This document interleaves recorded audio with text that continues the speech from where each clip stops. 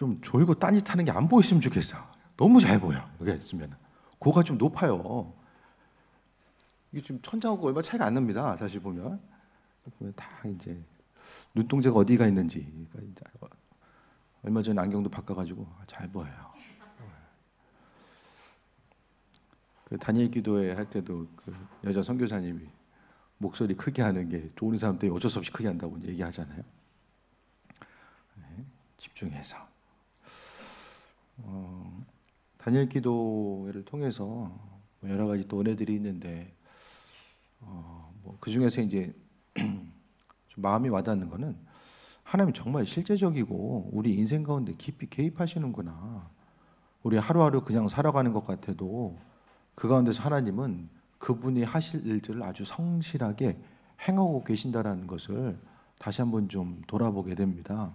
우리 인생 순간순간 하나님의 도우심과 인도하심이 있음에 대해서 생각하고 믿음 생활하는 것 자체가 환난과 어려움, 있고 없고가 순간적으로는 중요한 것 같아도 결국 인생의 큰 틀 가운데 바라볼 때는 결국에는 하나님께서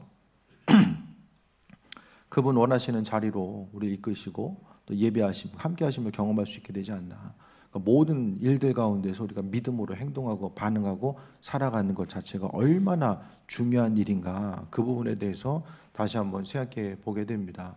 시간의 순간순간 모든 것들을 돌아볼 때마다 또 주의 도우심, 또 말씀을 통해서 또 새 힘 얻으며 또 주님께서 우리 인생 가운데 또 행하시고 또 예배하심의 뜻이 무엇인지를 또 돌아보는 또 귀한 삶이 되시길 바랍니다. 데살로니가서는 항상 하나님의 재림에 대해서 이야기하고 있거든요. 그러니까 현실의 세계가 너무나도 힘들고 어려울수록 날마다 고통스러운 사람들, 하루하루의 삶이 환난과 어려움이 있는 사람들, 또 세상을 살아가면서 희망을 발견할 수 없는 사람들은 역사적으로 보게 되면 하나님 나라를 더 깊이 소망하고 바라보게 됩니다. 또 마찬가지로 데살로니가의 그 수신자들은 믿음을 지키는 것에 대한 힘들고 어려운 고난이 있었기 때문에 끊임없이 세상에서의 삶의 여정 가운데 어떤 것을 이루기보다는 하나님 나라에 대한 소망함과 기대함이 그들에게 있었고 풍성함 가운데 주님을 더 깊이 바라보고 묵상하고자 하는 그 뜻이 있었음을 보게 됩니다. 그래서 오늘 본문은 5장은 특히 마지막 때가 언제냐, 재림의 시기와 또 성도의 자세에 대해서 이야기하고 있고 또 마지막 때를 살아가는 성도들의 그 모습 자체가 무엇인지를 오늘 데살로니가서를 통하여서 믿음으로 사도 바울이 권면하고 있는 내용들을 우리가 또 볼 수 있게 됩니다. 재림의 시기는 두 가지죠. 주님 만나는 시기가 재림의 시기입니다. 그러니까 성경적으로 나와 있는 재림의 시기는 둘 중에 하나죠. 예수님께서 이 땅에 오시거나 그것이 이제 재림이지만은 큰 뜻 가운데 보게 되면은 우리가 주님 만날 때가 마지막 때 재림의 시간이라는 것을 말씀하고 있습니다. 지난 한 주간의 삶, 제가 설교 주제를 통해서 중심적으로 말씀드리는 것이 하루의 삶에 대한 소중함을 계속 말씀드려요. 우리가 다니엘 기도를 통해서 하루하루 정말로 그 별일 없이 하루가 우리에게 주어지고 그날 하루를 살아갈 수 있는 것이 얼마나 큰 은혜인지를 또 여러 가지 말씀을 통해서 보게 됩니다. 그러니까 우리가 하루하루 삶의 여정 가운데서 주님 만날 준비를 하고 살아가는 것이 얼마나 중요한 일인가. 그러니까 성경은 둘 중에 하나 계속 이야기하잖아요. 육신적인 삶과 또 영적인 삶 자체를 이야기하는데 육신적으로 살아가는 것 자체가 세상에서의 순간적인 기쁨과 이득은 있을지 모르겠지만은 한순간에 모든 것을 다 내려놓아야 되는 순간들이 온다라는 거예요. 그래서 주님 만나고 또 그분의 인도하심과 예비하심을 바라보는 삶의 모습이 우리 심령 가운데 얼마나 중심을 이루어야 되는지를 또 말씀 가운데 보게 됩니다. 그래서 재림 시의 성도를 향한 부탁과 권면, 그러니까 신앙인들에게 있어서 우리에게 중요한 것은 마지막 때에 주님을 바라봐야 되고 얼마나 준비되어 있는가. 그러니까 추수감사주의를 우리가 준비하면서 오늘 마지막 때를 살아가고 있는 우리들이 정말 주님 마음에 합한 자로서 준비된 삶을 살아가고 있는가, 감사와 기쁨 회복된 온전한 삶을 살아가고 있는가, 그 부분에 대해서 돌아볼 수 있는 또 귀한 시간 될 수 있게 되길 바랍니다. 12절부터 보면 12절부터 13절까지의 내용은 마지막 때를 살아감에 있어서 그 목회자와의 관계성을 먼저 이야기해요. 형제들아 12절 너희에게 구하노니 너희 가운데서 수고하고 주 안에서 너희를 다스리며 권하는 자들을 너희가 알고라고 합니다. 주님 안에서 말씀에 대해서 전하고 믿음으로 권면하는 사람들을 알라는 거예요. 모르기 때문에 알라는 것이 아니라 친밀함 가운데서 하나님 말씀에 대해서 또 순종하고 권면에 대해서 믿음으로 받아들이고 나아가는 그 귀한 삶. 그러니까 데살로니가 교회들을 보게 되면 내부적으로 좀 담임자와의 좀 문제들이 좀 있었던 것 같아요. 환난과 어려움의 문제, 교회에서의 생각들이 다 다른 부분이 있었기 때문에 담임 목회자와의 어려움이 있었기 때문에 그 사도 바울은 먼저 주 안에서 너희를 다스리고 권한한 자들을 알고라고 이야기하는 것은 그들이 가지고 있는 생각과 관점, 믿음의 권면의 이유가 무엇인지에 대해서 깊이 깨달아 알고 그 말씀에 그 주어진 말씀에 대해서 귀하게 여겨 소중하게 받아들이고 살아갈 것에 대해서 믿음으로 당부하고 있습니다. 또 13절에 그들의 역사로 말미암아 사랑 안에서 가장 귀히 여기며 너희끼리 화목하라라고 합니다. 신앙생활은 혼자서는 불가능합니다. 성경 말씀 대부분의 내용들이 혼자서는 불가능해요. 10계명의 내용들을 보시고 계명들 하나하나를 다 보세요. 나 혼자서 집 밖으로 나오지 않고 혼자서 지킬 수 있는 계명들이 몇 개가 있을까? 혼자 있음으로 인해서 그 말씀이 내 인생 가운데 어떤 의미성으로 다가오는 구절들이 몇 구절이나 있을까를 생각해 볼 수 있게 되길 바랍니다. 철저하게 우리가 가지고 있는 신앙은 관계성을 통해서 이루어지게 됩니다. 하나님 허락하신 축복들도 관계를 통해 이루어지게 되고 우리의 믿음의 발전도 관계를 통해서 이루어지게 됩니다. 누군가 그 한 사람 한 사람의 관계성 가운데서 내가 성장하고 또 다른 누군가가 성장해 나아가는 이 과정들을 이야기하는 거야. 그러니까 믿는 자로서 하나님의 도우심과 예비하심 자체를 이야기하는데 세상에서의 축복 또한 이 마찬가지입니다. 하나님은 하나님과 1대1의 관계성 가운데서 아주 기도를 많이 하고 그분 원하시는 삶의 모습 가운데서 내가 수고하고 헌신함을 통해서 내 인생 가운데 어떤 축복의 길이 열릴 수 있을 것 같은데 그것이 아니라 믿음으로 승리하는 삶의 모습 자체는 항상 하나님의 도우심 누군가를 통해서 이루어진다라는 거예요. 제가 유튜브 통해서 그 원종수 지금 권사님 이제 목사님 되셨죠? 그분 이제 간증 아주 옛날 거 20년도 더 넘은 간증 영상이 아주 희귀한 영상인데 유튜브에 떠 있는 거예요. 그래서 그걸 좀 들었었는데요. 누군지 아시죠? 원종수 목사님, 장로님 처음 들으세요? 나만 아나?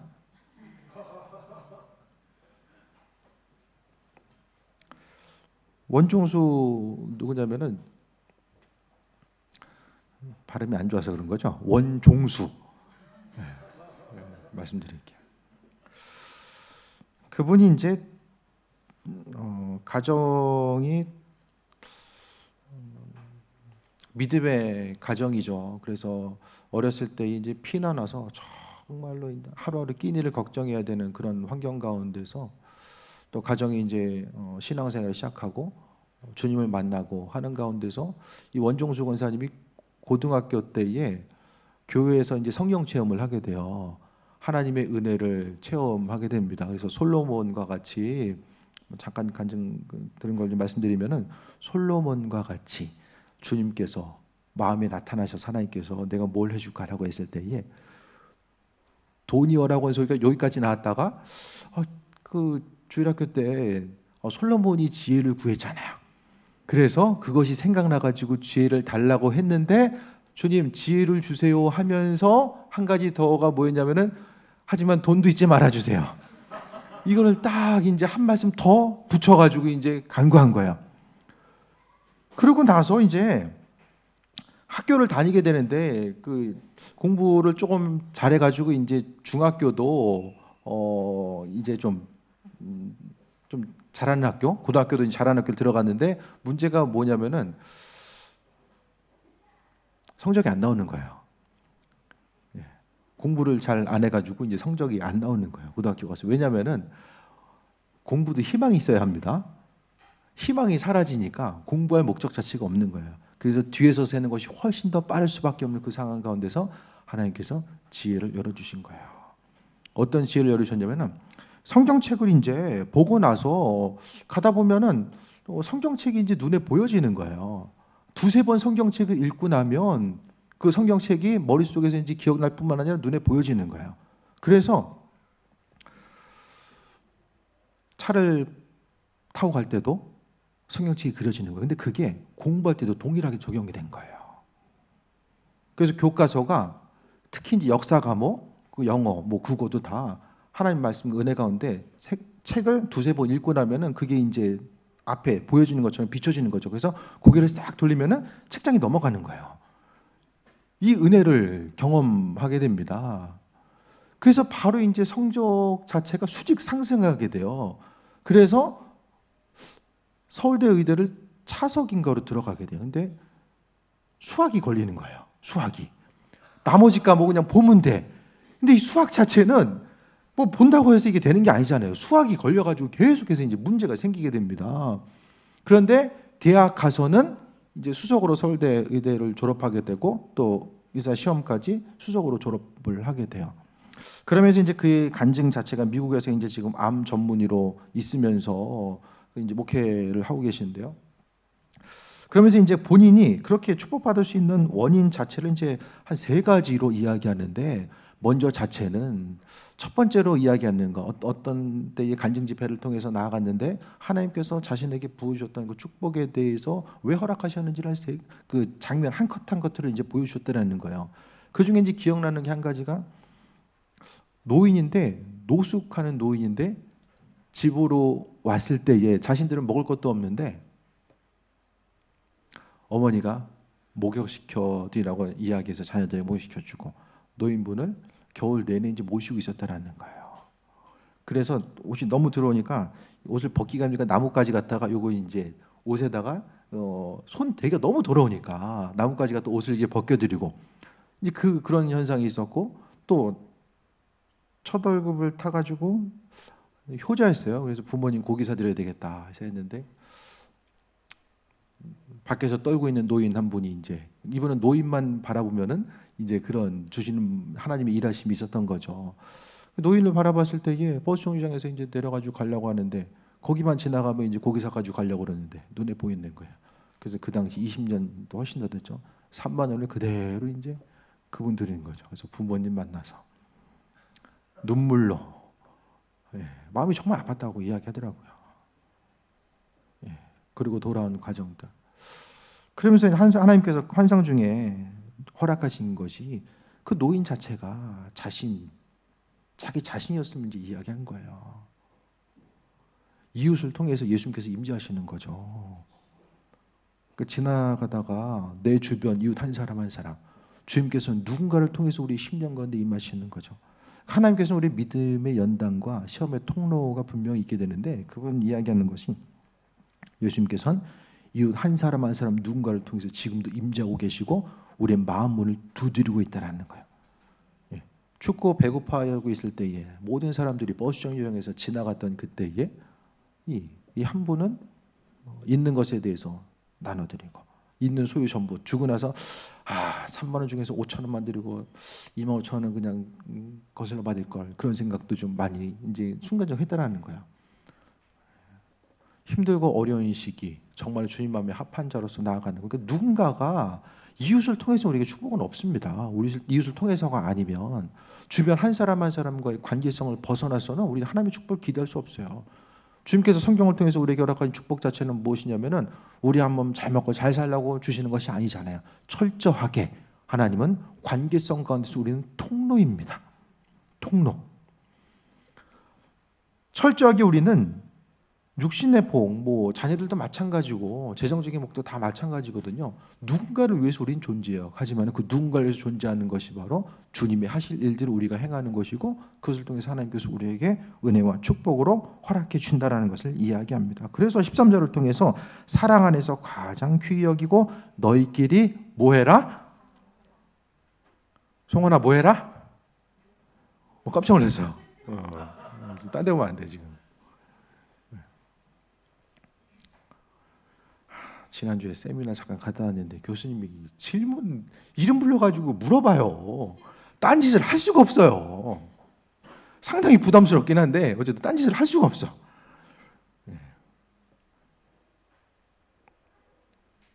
너희끼리 화목하라라고 이야기합니다. 우리의 심령 가운데서 화목한 삶. 그러니까 결국 주변 사람들과 화목한 것이 하나님의 축복을 소유할 수 있는 아주 중요한 핵심적인 구절이에요.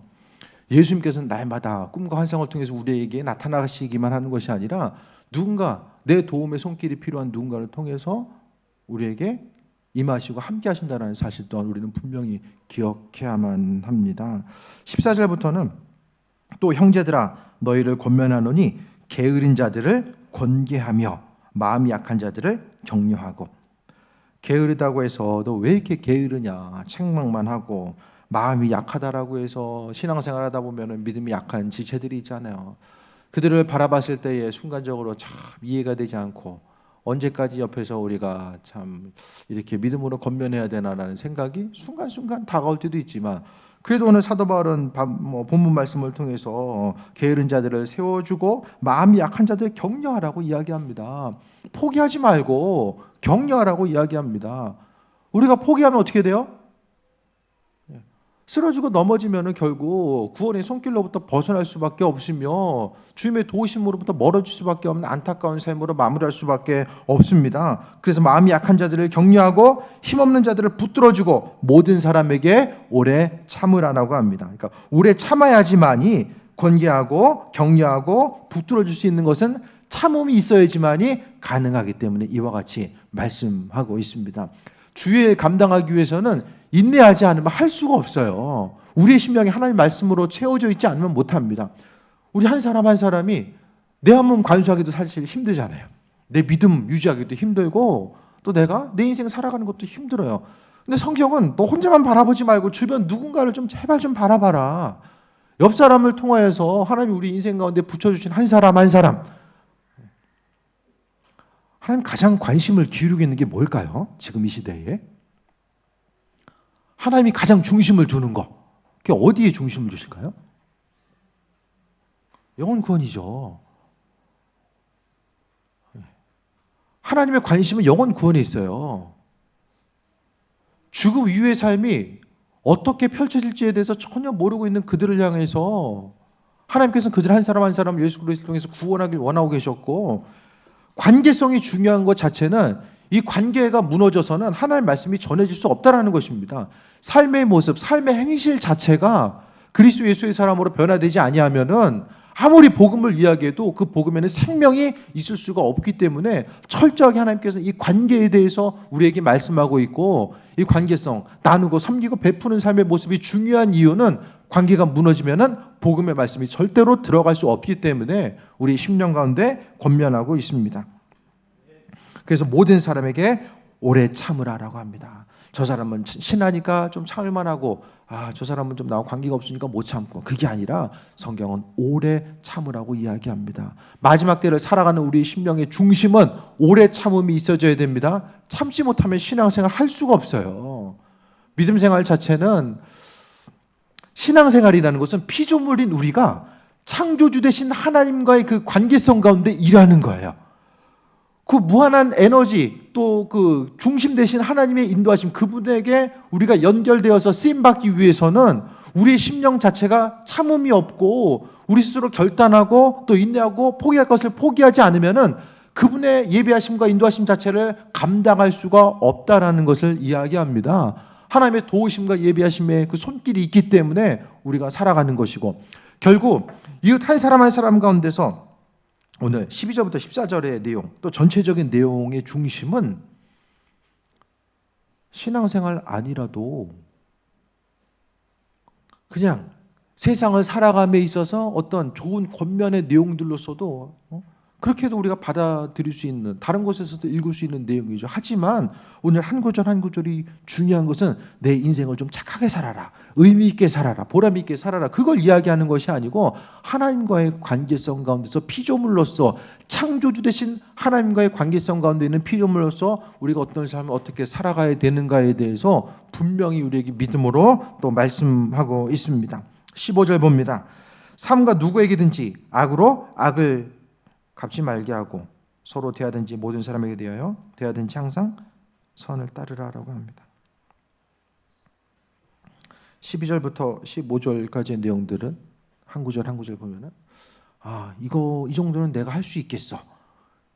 굳이 뭐 주님 돕지 않아도 내 인생 가운데 이 정도는 좀 할 수 있겠어. 그런 내용들이 좀 있으십니까? 순간적으로는 할 수 있어요. 잠깐은. 지속적으로 주님으로부터 공급받음이 없이 지속적으로 가능한 구절들이 여기 나와 있습니까?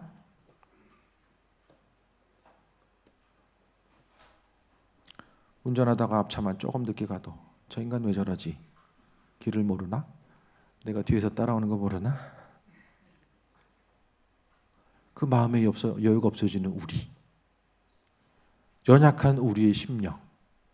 그런데 성경은 내 한 몸 간수하기도 힘든데 주변 사람도 돌아보고 세워주고 함께하라고 이야기하죠. 그럼 주님께서 원하시는 교회 공동체라는 것의 기준이 무엇입니까? 참 이상한 거는 우리가 하나님 은혜를 이야기하잖아요.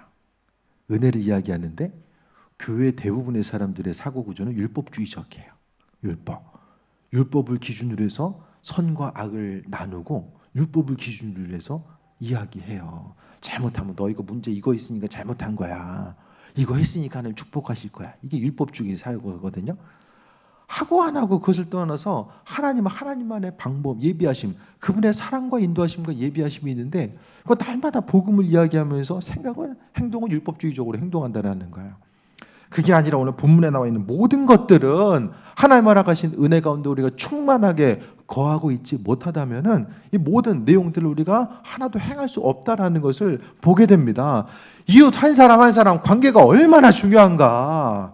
그러니까 복음 전파에 대해서 우리가 순간순간 시간을 내서 주님 앞에 나와서 전도하고 또 우리가 믿음의 사람으로 변화되고 누군가를 섬기고 나아가는 이 과정들 자체가 왜 있어져야 되는가? 복음 전파입니다. 하나님의 은혜를 충만하게 경험한 이들, 하나님의 도우심과 예비하심을 경험한 이들, 그들에게 있어서 핵심적인 것은 하나님 말씀을 전하고자 하는 이 복음 전파에 대한 마음의 열정이 끊임없이 솟아난다라는 거예요. 관계에 있습니다. 그래서 악으로 갚지 말고 항상 선으로 따를 것에 대해서 선으로 갚을 것을 이야기합니다. 그러면서 우리가 잘 아는 구절 16절 보면 항상 기뻐하라라고 합니다. 기뻐하는 것도 혼자 막 집에 있는데 막 기뻐. 혼자 집에 있는데 좀 기쁜 적 있으세요? 갑자기 막 혼자 있는데 기뻐. 관계성이 있어야지 기쁘죠. 쉬지 말고 기도하라.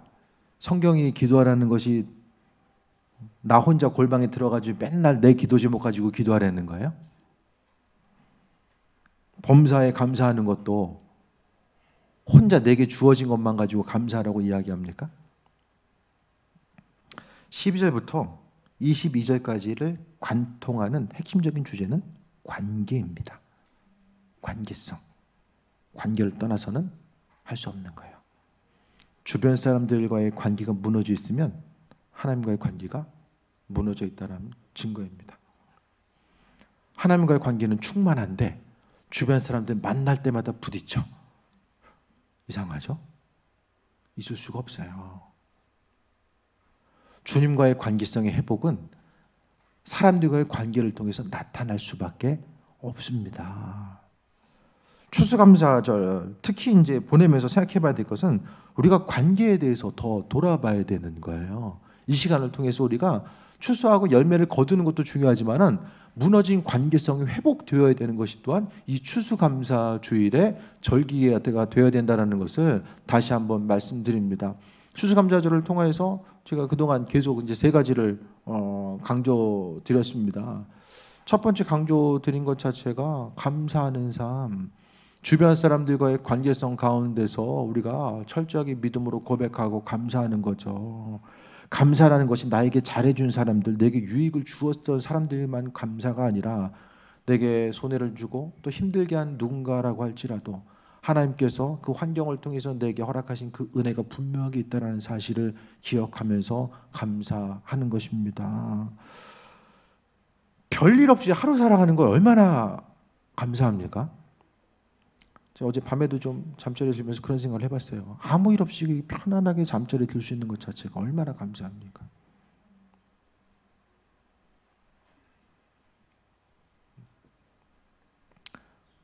별일 없는 게 감사입니다.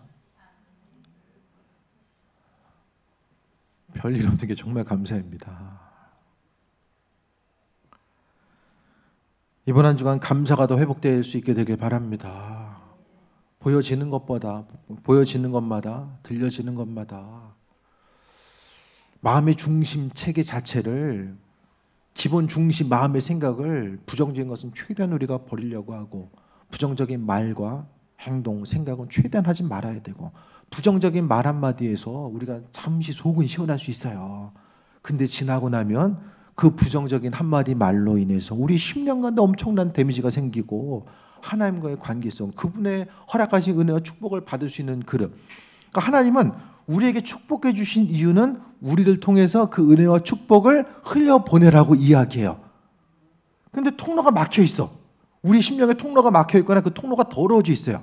그럼 하나님께서는 하나님의 선한 것을 우리를 통해서 다른 곳에 흘려보낼 수가 없다라는 거예요. 어떤 사람에게 흘려보내시겠어요?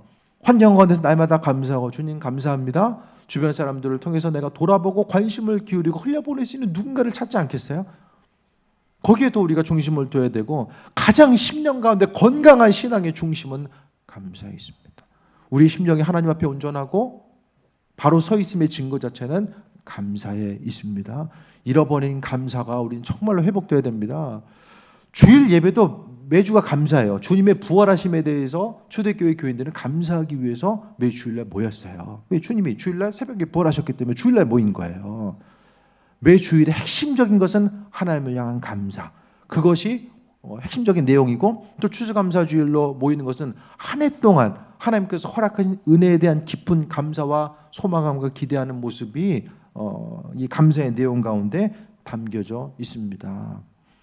그 다음에 말씀드린 게, 이제 제가 예물 드리는 것도, 추수감사주일은 정말 최선을 다해서 헌신하고 예물 드리라고 말씀드리잖아요. 추수감사주일만큼은 매 감사주일 가운데 하나님께서는 빈손으로 나오지 말고 주시는 애 감사하고 구별해서 나오라고 주님께서 말씀해 주셨어요. 말로만 하는 것도 중요하겠지만 그것보다 더 내 입술의 고백이 하나님 허락하신 것을 은혜로 근거로 해서 내가 헌신하고 드리고자 합니다라는 마음의 결단과 기대함과 소망함이 있어져야 되고, 드릴 수 있음이, 내 작은 것으로 헌신할 수 있음이, 주를 위해서 어떤 것을 행할 수 있음이 우리에게 있을 기쁨과 소망함의 요소가 넘침으로 다가올 수 있어야 됨을 말씀드리고, 그래도 하나님께서 주신 은혜대로 11조 예물 분량만큼은 그래도 하나님께서 주신 은혜대로 우리가 드릴 수 있어야 되지 않을까. 그것에 대해서 기준으로 제가 최소한 그 분량만큼은 하셨으면 좋겠다. 하나에 대한 감사의 제목으로서 주께 나아갔으면 좋겠다라고 제가 말씀드리는 거예요. 드리는 거 기쁨으로 드리지 못하면 받을 수 없습니다. 순간적으로 모여지고 쌓여지는 것 같아도 대부분의 사람들이 소망하고 기대하는 것이 재정적인 축복도 하나님 허락하시길 바라잖아요. 근데 드리는 것에 인색하면서 어떻게 주실 것에 대해 소망함과 기대함이 있습니까? 사람들과 관계성도 마찬가지잖아요. 날마다 인색한 사람이 있는데 내가 상대방에게 인색하고 그 한 사람은 나에게 풍성하길 바라는 거? 그게 있을 수 없잖아요. 추수감사주일만큼은 그래도 주신 한 해의 은혜를 소망하고 최선을 다해 선신하고, 주님 감사의 제물 주신 것에 대해서 내가 감사하는 마음을 담아서 드립니다. 부족하지만 하나님 영광에 쓰임받고 또 주님 나라 확장되기 원합니다라는 마음의 소원을 가지고 드리는 시간. 또 한 가지가 영혼 구원에 대해서 더 관심을 기울일 수 있게 되길 바랍니다. 항상 기뻐하고 쉬지 말고 기도하고 범사에 감사하라. 이것이 너희를 향하신 하나님의 뜻이라고 이야기하잖아요. 기쁨과 기도와 감사가 없으면 복음 전할 수가 없어요. 날마다 인상 써. 지나다니다가 사람들 표정 좀 보면서 다녀보세요. 보세요. 애들은 몰라도 어느 정도 이렇게 40, 50대가 지나가면 살아온 흔적들이 좀 얼굴에 남잖아요. 굳이 뭐 관상 보는 사람 아니더라도 대충 보면 얼굴 표정 나오잖아요. 인생의 삶의 모습이 비춰집니다. 항상 기쁨의 삶, 믿는 사람의 삶은 얼굴 표정을 통해서 드러날 수밖에 없다라고 이야기하잖아요. 전도 대상자를 위해서 기도하는 거, 사람이 주를 향해서 마음 움직이는 것이 쉽지 않아요. 기도하지 않으면 저도 할 수가 없어요. 내 힘과 능력으로 사람의 마음을 움직여요? 밥 사줄게, 밥 먹으러 나와라, 그거 한 번 하는 걸 움직일 수 있을지 모르겠지만은 신앙생활은 삶의 주인을 바꾸는 거예요. 믿음 생활한다는 것은 내가 내 주인의 삶은 내가 주인으로 살다가 하나님 그리스도 예수를 내 주인으로 삼고 살아가겠습니다라고 하는 인생의 주인을 바꾸는 것이 바로 믿음 생활이거든요.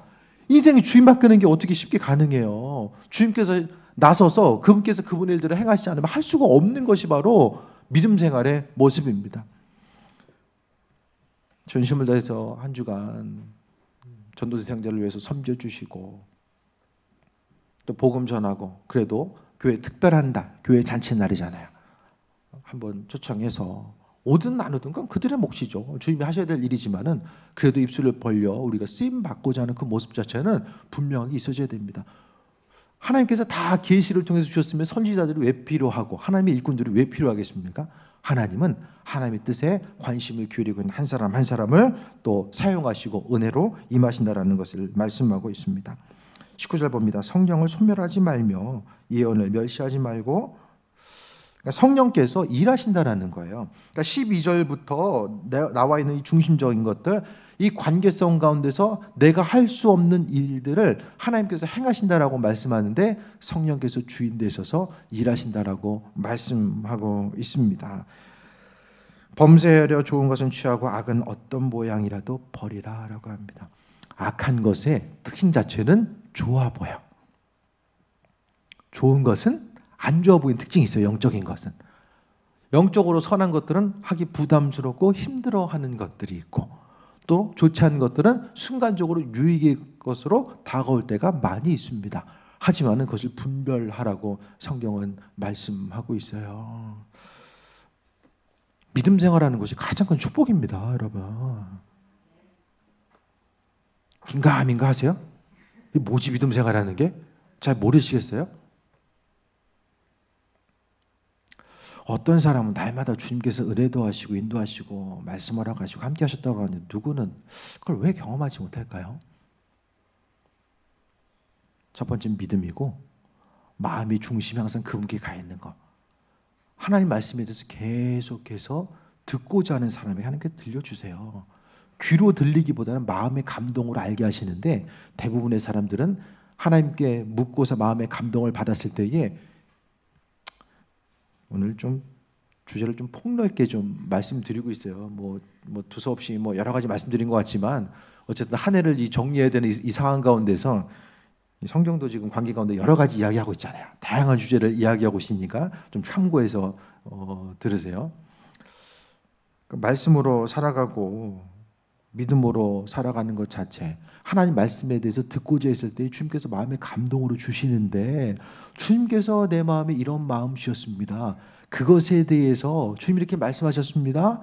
이런 사람들의 특징, 이런 신앙인들의 특징은 주신 마음을 가지고 순종해 본 사람들이에요. 대부분 하나님께서 주신 마음은 그 원종수 목사님 얘기했던 것처럼 부담스럽잖아요. 노숙자들 지금 당장 먹을 것도 없는데 밥 한 끼를 차려왔는데 그 노인분께서 식구들 먹을 것도 없는데 있는 것들 다 드셨다는 거예요. 며칠 이제 굶으셨으니까 다 드신 거예요. 그 눈물 흘리면서 원망했던 그 모습. 하지만 어머니가 하라고 하니까 믿음으로 순종한 거죠. 어머니 말씀에 순종한 거예요. 그 당시에 하기 힘든 것들. 초대급 타가지고 정말 부모님께 효도해야지, 고기 사드려야지. 주력했던 그 마음. 귓가에 올리듯이 종수야 3만 원 드려라. 귓가에 다 올리는 것처럼 귓가에 들리기보다 마음의 감동이죠. 그걸 잡은 거예요.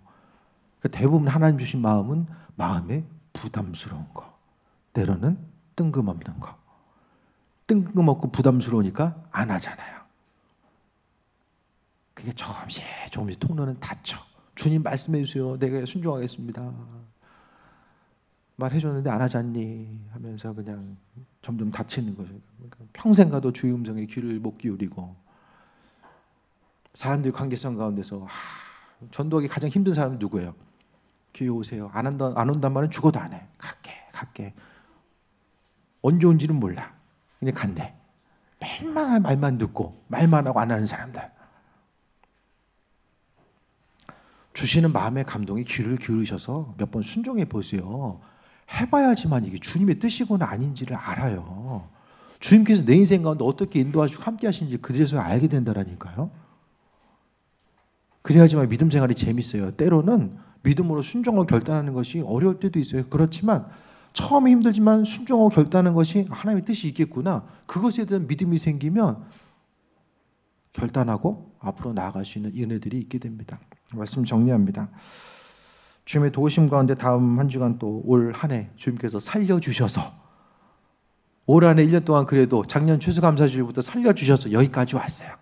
다양한 일들도 1년 동안 있었잖아요. 힘들고 어려운 일들 또 감사한 일들 다양한 일들이 있었지만 그래도 주님께서 우리를 이 자리를 불러주시고 믿음 버리지 아니하고 굳건하게 믿음 붙들고 여기까지 올 수 있는 큰 은혜를 우리에게 허락해 주셨습니다. 예수님 모르고 살았으면 수많은 것들 내가 할 수 있으면 하고 못하면 포기하고 때로는 절망 가운데 우리의 심령이 얼마나 연약합니까? 환경에 좌지우지될 수밖에 없는 그런 연약한 심령 하나님께서 건져주시고 인도하시고 힘들어도 그래도 소망과 비전을 품고 앞으로 나아갈 수 있는 것, 그 어려운 환경 가운데서 하나님의 방법대로 우리 인생 가운데 개입하셔서 인도하신다는 것, 우리의 작은 수고 헌신도 하나님께서 마땅하고 당연한 것을 여기지 아니하시고 그것을 통해 축복하시고 은혜로 베푸시고 인도하심에 그 강력한 뜻이 있다라는 것, 하루하루가 신앙생활이 얼마나 재밌는 것이고 또 그분을 향한 기대함과 소망감을 가질 수 있는 것이 얼마나 큰 기쁨인가. 주님 아니면 너무나 불안한 세상, 이해한 세상 어떻게 우리가 살아갈 수 있을까? 날마다 감사가 회복될 수 있게 되길 바랍니다. 감사는 여러분의 신앙생활 가운데 깊은 그 깊이 주춧돌을 놓고 신앙의 그 기본 중심, 터전, 그 반석과 같은 터전 자체는 우리 믿음 가운데 감사로부터 출발하게 됩니다.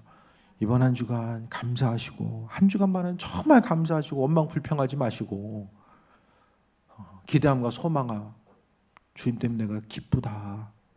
나 같은 죄인 불러주셔서 영혼 구원해 주시고 어제도 간증하면서 나 같은 죄인 목사로 삼으신 것이 너무나 감사하다. 저도 생각해 보니까 참 너무 감사하더라고요. 다시 한번 돌아봤더니 여러분도 하나님께서 불러주신 것 자체가 얼마나 감사합니까? 감사함으로 주님께 나아가는 귀한 한 주간 되시길 축원드립니다. 주신 말씀 붙들고 또 관계를 통해서는 우리가 아무것도 할 수 없다라는 거, 주신 감사 또한 이 관계를 통해서 펼쳐가야 되고 하나님의 도우심과 인도하심 가운데 우리가 살아가야 됨을 다시 한번 돌아보며 간구하는 시간 되시기 바랍니다. 함께 통성으로 기도합니다. 주님의 사랑과 은혜에 감사합니다. 부족한 우리들 불러주시고 인도해 주셨습니다. 나약하고 아버지 하나님의 환경에 너무나도 민감하게 반응하고 쓰러질 수밖에 없는 우리 심령 하나님께서 은혜로 붙드시고 인도해 주셨습니다. 어디서 무엇을 하든지 하나님 바라보게 하시고 주님 말씀에 그 세밀하신 음성에 또 귀를 기울이고 나아가길 원합니다. 아버지 하나님 감사하길 원하셨고 감사로 주님께 영광 돌리는 삶을 주께서 원하셨는데 아버지 하나님이여 주신 것들 마땅하고 당연한 것으로 여기지 아니하며 주님께 날마다 입술의 고백을 통해서 영광 돌리는 삶이 되길 원합니다. 하나님 한 분만 높이게 하여 주시며 아버지 하나님 주인 되시니 주인께 행하실 것에 대한 기대함과 소망함을 가지고 아버지께 나아가길 원하오니 은혜로 임하여 주옵소서. 우리 심령 가운데 역사하시고 하나님의 선하신 뜻과 인도하심을 비춰주셔서 의의 길로 복된 길로만 나아갈 수 있도록 아버지 하나님 주관하여 주옵소서. 우리의 마음과 생각이 주님을 향하길 원합니다. 순간적으로 없어질 것들 한 줌의 죄로 돌아갈 수밖에 없는 그 모든 것들 바라보지 않게 하여 주시며 창조주 되신 하나님의 선하신 뜻 그 예배하심을 바라보게 하여 주옵소서.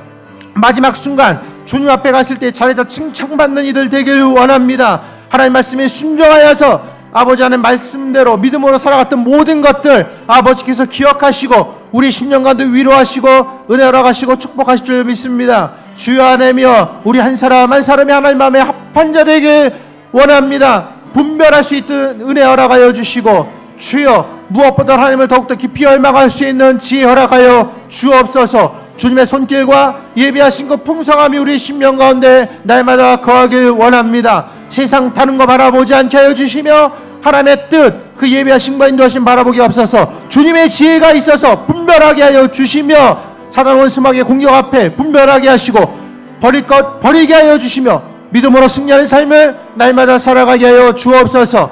주께서 주인 대신 역사하여 주시고 깨어있게 하여 주시며 시대를 분별할 수 있는 그 믿음의 눈이 우리에게 있게 하여 주옵소서. 하나님 영광 받으시옵소서. 주님 감사합니다. 죽을 수밖에 없는 영원한 사망 가운데 거할 수밖에 없는 죄된 우리를 구원하시고 은혜 더해 주셨습니다.